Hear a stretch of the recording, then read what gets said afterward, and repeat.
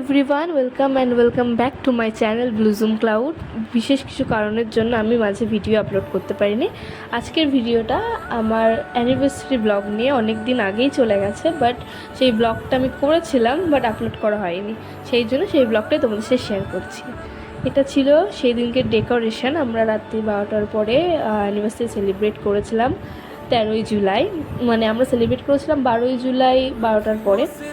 আমি আমার হাজব্যান্ডের জন্য খুব ছোট্ট একটা গিফট নিয়ে এসেছিলাম, পার্স, যেটা ওর খুব প্রয়োজনের ছিল। আর ও আমাকে একটা ওয়াচ গিফট করেছিল। ওয়াচটা খুবই সুন্দর ছিল আর আমার খুব পছন্দ হয়েছিল। আমি অনেকদিন আগেই বলেছিলাম যে আমাকে একটা ওয়াচ এনে দেয়, তো সেই জন্যে সেই কথা ভেবেই হয়তো হয়ে গেছিলো।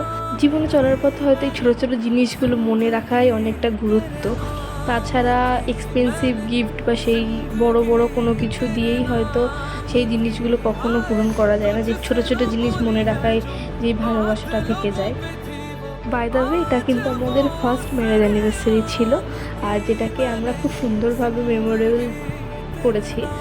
আর এই আজকের ব্লগটা, আর কিছু ফটোশ্যুটও করেছিলাম, সেটাও তোমাদের সাথে লাস্টে শেয়ার করব।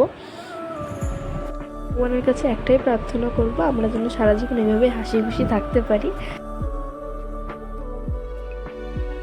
এটা ছিল আমাদের অ্যানিভার্সারির কেক, যেটা হলো আমরা কোলাপ করে সুমিতা রান্নার সাথে সুমিশা লিখেছিলাম, হ্যাশট্যাগ সুমিশা।